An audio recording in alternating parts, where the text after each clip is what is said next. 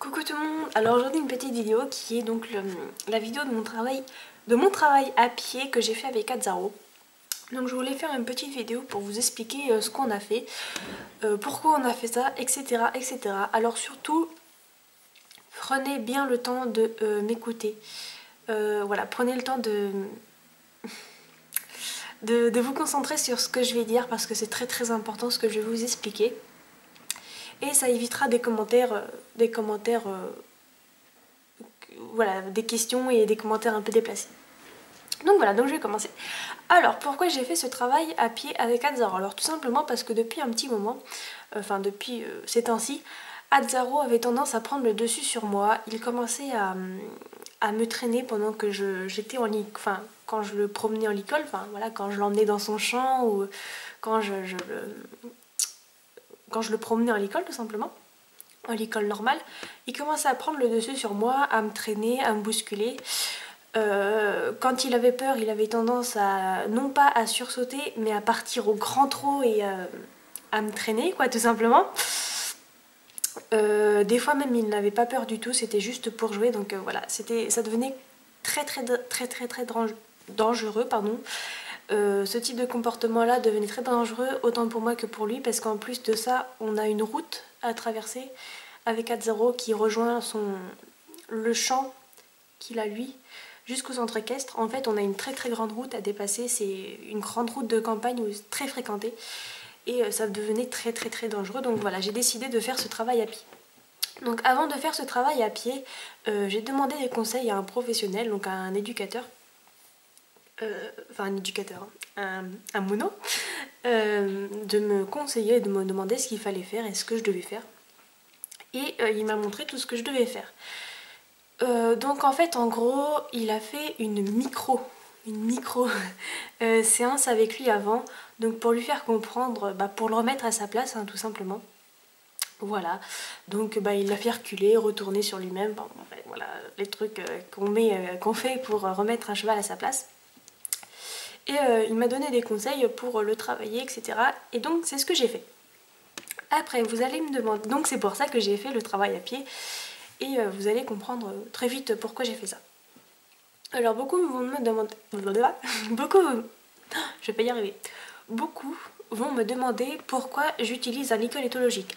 Alors je ne fais pas de l'éthologie pure et dure, je ne fais pas... voilà. Je ne fais pas de tour de cirque, je ne fais pas de jambette, je ne fais pas de révérence, ni rien du tout. Là, c'était juste un petit travail à pied pour remettre les choses au clair, pour remettre les horloges à l'heure, quoi. Enfin, les pendules à l'heure, enfin, je sais plus comment on dit ça. Mais voilà. Donc, j'ai acheté un licol éthologique tout simplement parce qu'avec un licol simple, Azzaro résiste. Donc, en fait, voilà, le licol simple, c'est un gros truc, quoi. Enfin, un licol tout simple. Donc, quand on appuie un peu sur le chanfrein, enfin, voilà, quand on tire un peu, il résiste parce que ça lui fait rien. Enfin, il sent rien, quoi. Puis en plus, lui, il a une grosse tête, donc voilà. Donc ça lui fait vraiment rien. Il résistait, il se débattait, enfin, voilà. Donc le mono m'a conseillé d'acheter un licol éthologique pour qu'il évite de résister et pour qu'il cède, en fait. Donc voilà, donc j'ai acheté un licol éthologique uniquement pour ça. Et voilà, donc ne vous inquiétez pas, je sais et je connais les règles qu'il faut faire pour utiliser un licol éthologique. Je n'utilise pas un licol éthologique en aucun cas pour attacher Azzaro ni pour autre chose. Je l'utilise uniquement pour le travail à pied qu'on a fait là. Je sais qu'un licol éthologique c'est un outil très dur. Beaucoup de personnes l'utilisent mais très peu savent que c'est un outil, enfin je sais pas si je peux appeler ça un enraînement. Mais c'est un outil très dur tout simplement parce que ce n'est qu'une corde qui est posée sur le chanfrein et à l'école normale. Et quand on appuie dessus, ça peut faire mal au cheval. Donc il faut utiliser ce type de choses avec intelligence et avec de la douceur surtout. Donc voilà. C'est exactement pareil que vous. Par exemple, si vous vous mettez une corde toute fine autour de la taille et qu'on vous tire d'un coup comme ça vous fait extrêmement mal aux reins, ça vous pince les reins tout simplement. Alors que si on vous met une grosse corde autour de la taille et qu'on tire d'un coup, Ça va pas vous faire mal, ça va vous tirer mais ça va pas vous faire mal et vous aurez plus tendance à résister que à vouloir céder. Donc voilà, avec Azzaro c'était exactement pareil. Sauf que je n'ai pas tiré comme une malade sur les licols éthologiques, vous inquiétez pas. Voilà, donc en gros, le licol éthologique, si vous voulez, on fait une pression, une petite pression, juste à temps que le cheval cède. Et quand il a cédé, on lâche tout et on récompense. Donc voilà, sur la vidéo, parfois vous allez croire que je tire beaucoup, mais en fait non, je tire pas du tout. C'est juste la longe qui est tendue, mais je ne tire absolument pas. Je tire uniquement pour qu'il cède, et quand il cède, eh ben, je lâche le licol et voilà. Donc je vais vous expliquer en même temps que la vidéo. Je vais parler en voix off pour vous expliquer ce que je fais et pourquoi je fais ça. Et donc voilà, j'espère que mes explications ont été claires. Voilà, alors pour ceux qui se poseraient encore des questions, en fait le comportement d'Azzaro, c'est tout simplement parce qu'il était jeune, il est toujours jeune, il est jeune et du coup il veut me tester. Du coup il connaît pas trop l'espèce de hiérarchie dominant-dominé, enfin si il connaît très bien le dominant-dominé parce que voilà il vit en champ avec plusieurs chevaux, mais avec l'être humain il connaît pas trop. Et donc du coup j'ai fait ce travail là pour qu'il comprenne que moi je suis le dominant et lui il est dominé. Voilà. Et donc à la fin vous allez obtenir un espèce de stick to me, donc ça veut dire que Azzaro me suit dans tout ce que je fais. Et le stick to me, en gros, ça veut dire que le cheval a compris que vous êtes le dominant et que lui c'est le dominé. Donc voilà, il suit son leader en gros. Donc voilà, j'espère que je vous laisse avec la vidéo, j'espère que cette petite vidéo vous aura plu et on se retrouve très prochainement pour une nouvelle vidéo. Gros bisous. Donc voilà, comme je l'ai dit, Azzaro a été un petit peu travaillé avant avec le mono, donc il a déjà les bases en tête, mais là j'essaye de lui rappeler, en fait je lui rappelle. Donc là ce que je fais c'est que je marche, voilà, et il doit me suivre, et quand je m'arrête, il doit s'arrêter. Et s'il fait ça correctement, et je le félicite tout simplement. Donc voilà, c'est ce que je vais faire. Donc je marche, voilà. Et je m'arrête, il s'est bien arrêté et donc je le caresse. Alors qu'avant il faisait pas du tout ça. Avant il me traînait tout simplement, il faisait ce qu'il voulait, il regardait où il voulait, il marchait où il voulait et c'était un peu catastrophique. Donc voilà, je recommence. Je marche,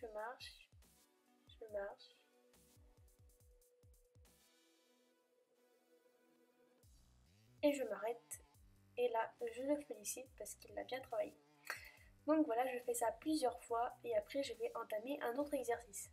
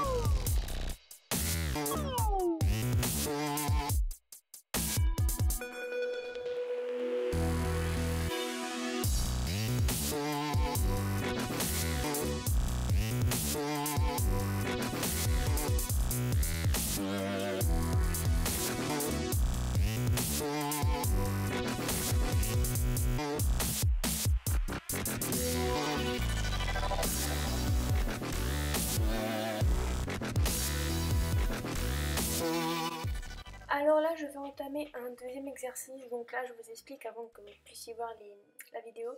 Donc le but étant de déplacer les hanches du cheval pour qu'il comprenne que c'est moi le dominant et lui de le dominer. Parce que dans la nature, le cheval qui se déplace, c'est le dominé.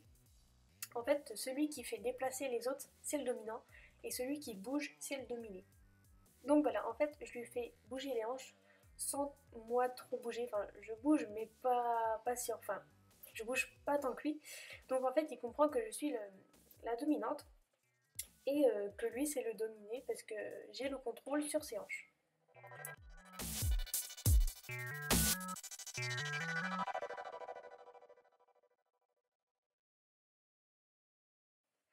Donc cet exercice-là, je l'ai fait aux deux mains, donc autant à droite qu'à gauche. Je ne vous ai pas tout montré tout simplement parce que mon copain n'avait pas tout filmé. Il avait filmé qu'à une seule main, donc voilà, je vous ai montré ce que j'ai fait. Le loulou a bien répondu à ce que je voulais. Et donc après, je l'ai félicité pour en donner un autre exercice. Alors là, je vais lui apprendre à reculer. Voilà, tout simplement, je lui apprends à reculer.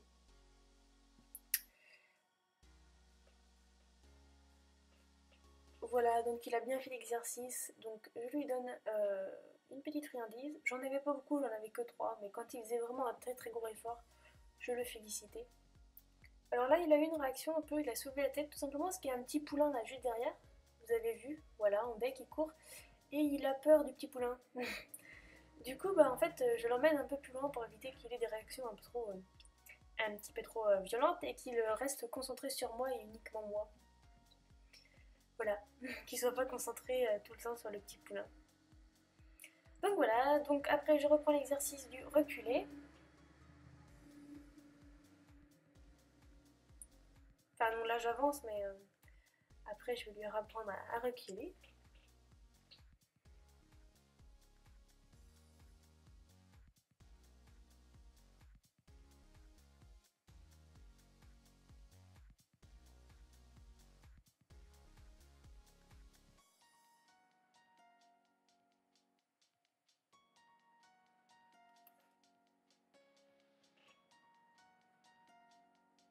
Voilà, alors pour le reculer, j'appuie un tout petit peu sur le licol éthologique. Et quand il cède, en fait, quand il recule, j'arrête d'appuyer dessus et je le félicite.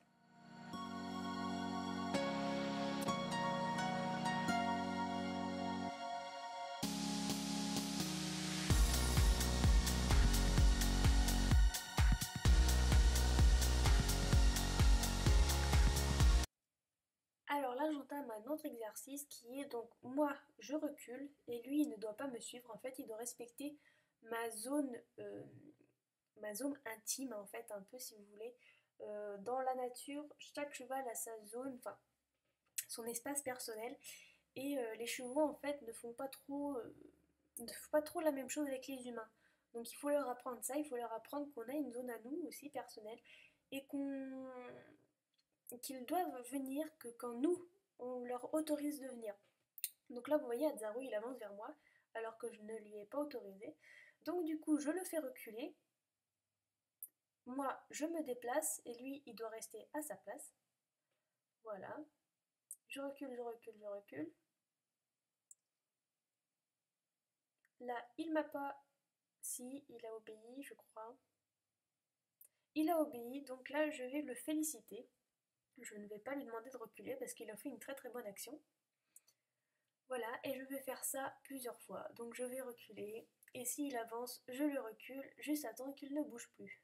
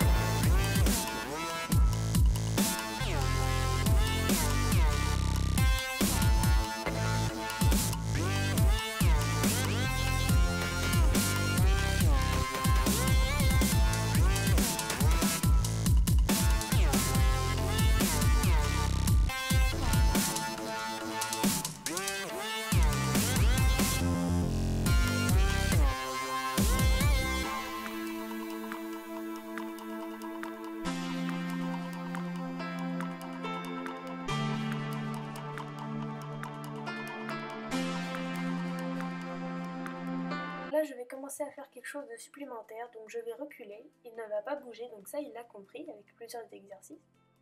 Et je vais l'inviter à venir me rejoindre uniquement quand je le veux. Donc voilà, j'ai fait une petite action sur l'icône, il est venu me rejoindre, et je le félicite, parce qu'il a bien fait ce que je voulais.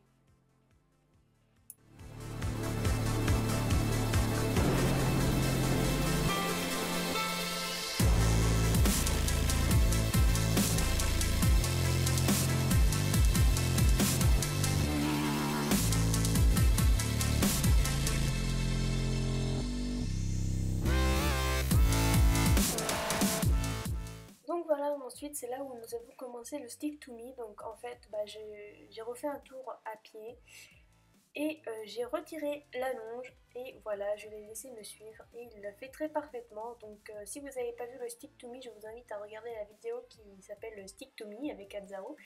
Et voilà, donc j'espère encore une fois que cette petite vidéo vous aura plu et on se retrouve très prochainement pour une nouvelle vidéo. Gros bisous!